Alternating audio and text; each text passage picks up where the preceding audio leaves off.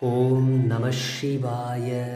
நாம் சிவபெருமானின் சிவ அஷ்டோத்தர ஷடநாமாவளியை காணவிருக்கிறோம்.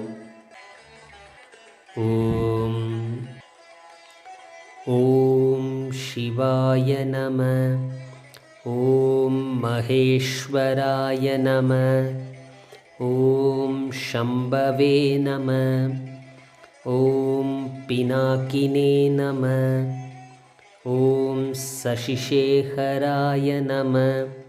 ஓம் வாமதேவாய நம. ஓம் விருபாக்ஷாய நம. ஓம் கபர்த்தினே நம. ஓம் நீலலோஹிதாய நம.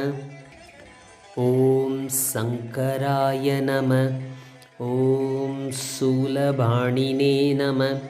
ஓம் கட்வாங்கினே நம. ஓம் விஷ்ணுவல்லபாய நம. ஓம் சிவிவிஷ்டாய நம. ஓம் அம்பிகாநாதாய நம. ஓம் ஸ்ரீகண்டாய நம. ஓம் பக்தவத்சலாய நம. ஓம் பவாய நம. ஓம் சர்வாய நம. ஓம் த்ரிலோகேசாய நம. ஓம் சிதிகண்டாய நம.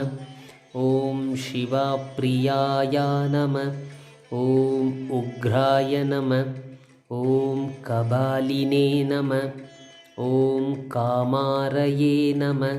ஓம் அந்தகாசுரசுதனாய நம. ஓம் கங்காதராய நம. ஓம் லலாடாக்ஷாய நம.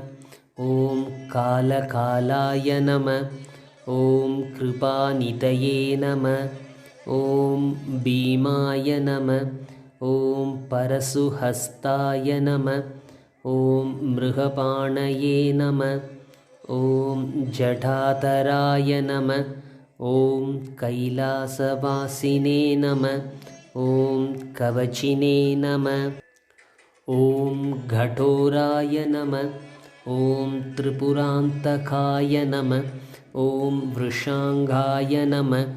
ஓம் விருஷபரூடாய நம. ஓம் பஸ்மோத்தூலித விக்கிரகாய நம.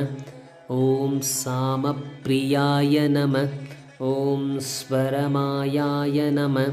ஓம் த்ரயீமூர்த்தயே நம. ஓம் அனீஸ்வராய நம. ஓம் சர்வஜ்ஞாய நம. ஓம் பரமாத்மனே நம. ஓம் சோமசூர்யாக்னிலோச்சனாய நம. ஓம் ஹவிஷே நம. ஓம் யஜ்ஞமயாய நம. ஓம் சோமாய நம. ஓம் பஞ்சவக்த்ராய நம. ஓம் சதாசிவாய நம. ஓம் விஸ்வேஸ்வராய நம. ஓம் வீரபத்ராய நம. ஓம் கணநாதாய நம. ஓம் பிரஜாபதயே நம. ஓம் ஹிரண்யரேதசே நம. ஓம் துர்தர்ஷாய நம. ஓம் கிரீசாய நம. ஓம் கிரீசாய நம. ஓம் அனகாய நம. ஓம் புஜங்கபூஷணாய நம. ஓம் பர்காய நம. ஓம் கிரிதன்வனே நம. ஓம் கிரிப்ரியாய நம. ஓம் கிருத்திவாசசே நம. ஓம் புராராதயே நம. ஓம் பகவதே நம. ஓம் பிரமதாதிபாய நம. ஓம் மிருத்யுஞ்சயாய நம. ஓம் சூக்ஷ்மதனவே நம. ஓம் ஜகத்வ்யாபினே நம. ஓம் ஜகத்குரவே நம. ஓம் व्योमकेशाय नमः. ओम महासेनजनकाय नमः. ओम सारुविक्रमाय नमः.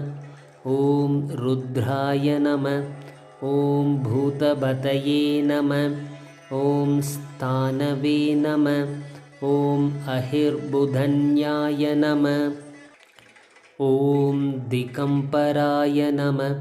ओम अष्टमूर्तये नमः. ॐ अनेकात्मने नमः। ॐ सात्विकाय नमः। ॐ शुद्धविग्रहाय नमः। ॐ शाश्वताय नमः। ॐ खण्डपरशवे नमः। ॐ अजाय नमः। ॐ पाशविमोचकाय नमः।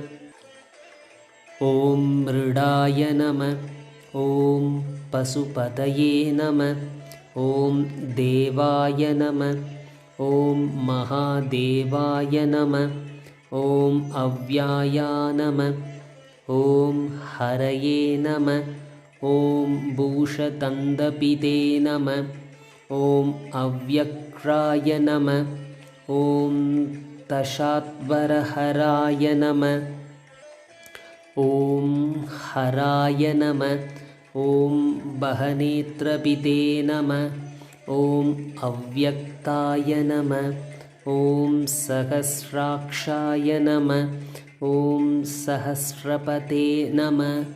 ॐ अभवर्गप्रदाय नमः। ॐ अनन्ताय नमः। ॐ तारकाय नमः। ॐ பரமேஸ்வராய நம. இந்த 108 திருநாமங்களை நாம் தினமும் உச்சரித்து நம்மால் முடிந்த ஒரு மலரையோ அல்லது ஒரு வில்வ இலையையோ சிவபெருமானின் திருக்கழல்களில் சமர்ப்பிப்போம். ஓம் நம சிவாய.